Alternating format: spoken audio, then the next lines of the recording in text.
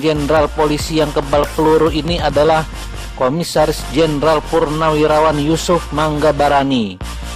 Yusuf Manggabarani adalah Wakapolri di tahun 2010 hingga 2011. Ia merupakan lulusan Akabri tahun 1975. Dari kecil, Yusuf memang bercita-cita menjadi seorang polisi.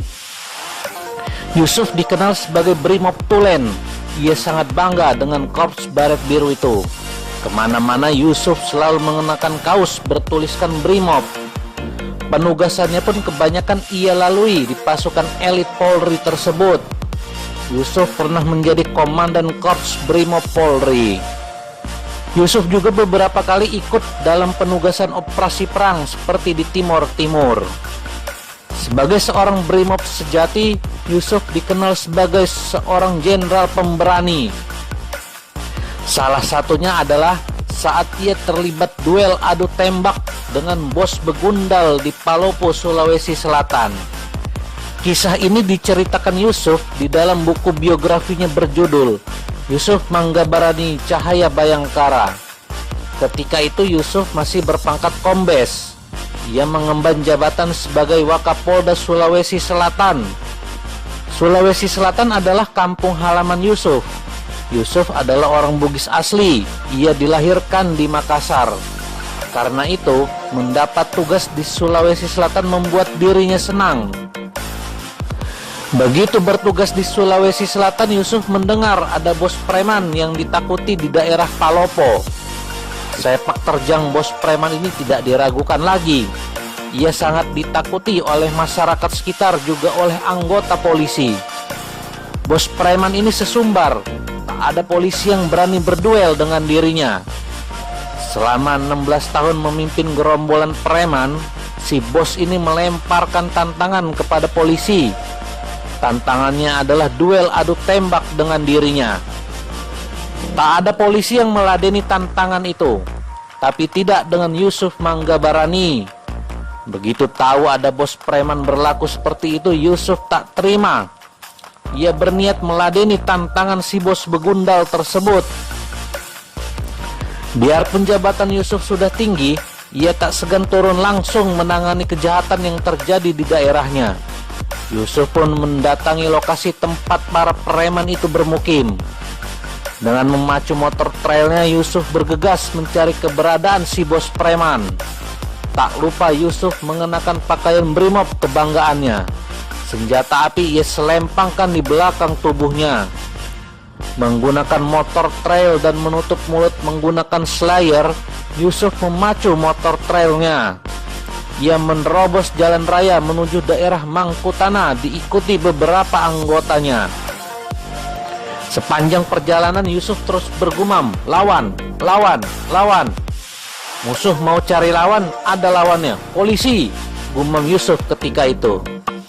Tiba di sebuah lapangan, Yusuf menghentikan laju sepeda motornya. Di lapangan itu sudah ada si bos preman bernama Sukri. Sukri berdiri menyambut Yusuf sambil memegang pistol rakitan Paporo.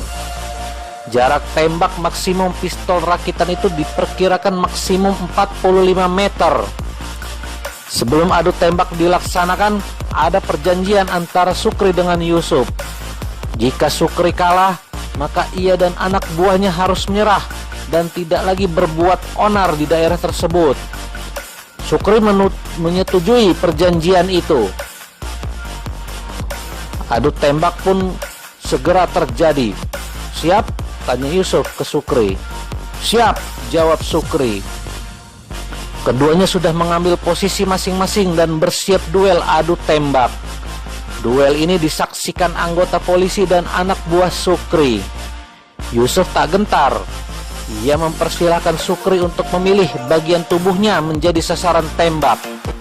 Ya sudah, kau berdiri di situ. Cari di sini yang enak-enak. Kita gantian baku tembak, tantang Yusuf sambil membuka kancing bajunya di bagian dada. Yusuf menunjuk-nunjuk dadanya sebagai sasaran tembak. Terserah kamu mau tembak bagian mana yang enak-enak. Melihat hal itu, ajudan Yusuf kebingungan. Ia takut komandannya tertembak peluru si bos preman.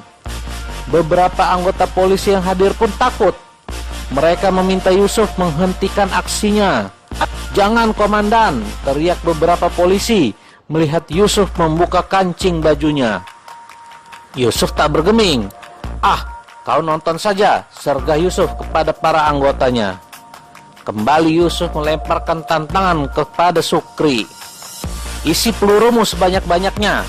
Pilih yang besar-besar agar mantap nembaknya." Yusuf memprovokasi lawannya. Sukri menuruti omongan Yusuf. Ia memilih peluru yang besar untuk dimasukkan ke dalam pistolnya. Sukri mengambil aba-aba siap menembak. Ia mengarahkan laras pistolnya ke tubuh Yusuf Manggabarani. Suasana hening. Para polisi tegang menyaksikan hal itu. Dor! Dor! Dor! Suara letusan senjata api Sukri menyalap.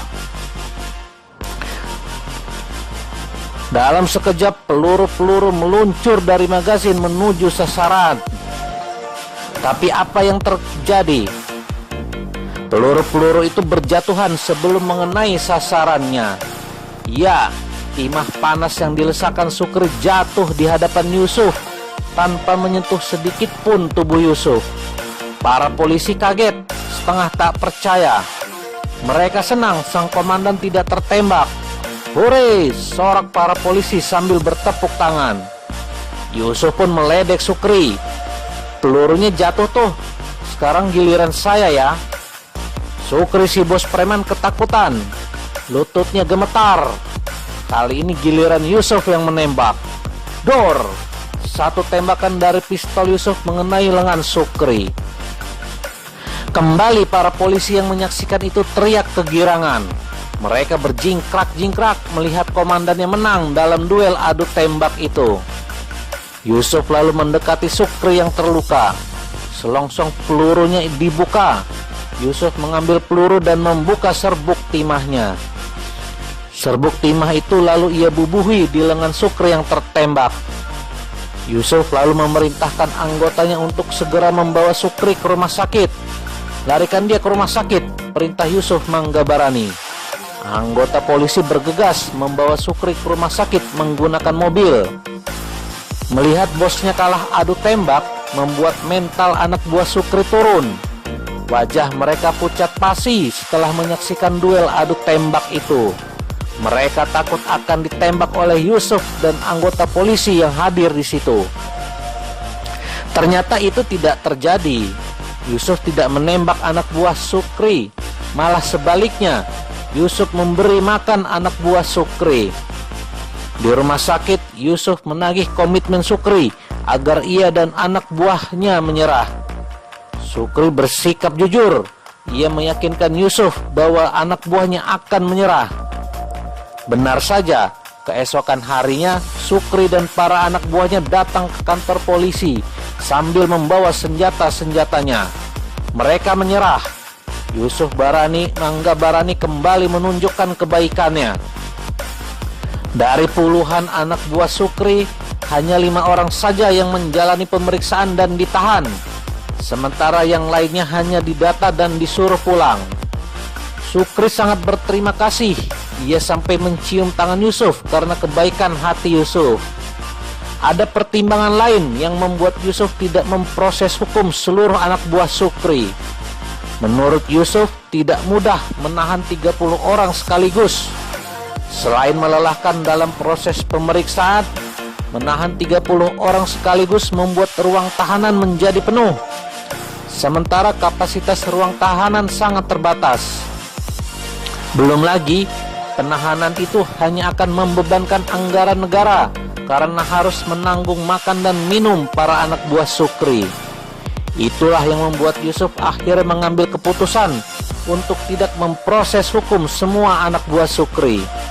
Hasil pemeriksaan diketahui ternyata Sukri adalah backing preman di kawasan perkebunan kakao. Sukri memalak para pendatang yang mendapat hasil dari menanam kakao. Peristiwa adu tembak itu langsung menyebar ke kalangan masyarakat maupun internal Polri. Yusuf disebut memiliki ilmu yang disebut ilmu tirai. Ilmu ini mampu menahan peluru atau benda lain yang bisa mengancam jiwa. Banyak orang yang mendatangi Yusuf meminta diajarkan ilmu tersebut. Orang-orang ini sampai menyembah-nyembah agar Yusuf mau menurunkan ilmu tirai itu. Menurut Yusuf, ilmu tirai itu harus ada nyali. Kehebatan Yusuf ini sampai ke telinga Kapolda. Kapolda pun menanyakan mengenai ilmu tirai itu ke Yusuf. "Saya dengar kamu ada ilmu tirai," tanya Kapolda ke Yusuf. "Ah, itu ilmu naksir jarak saja, komandan. Kalau mata kurang jelas itu sudah 60 meter.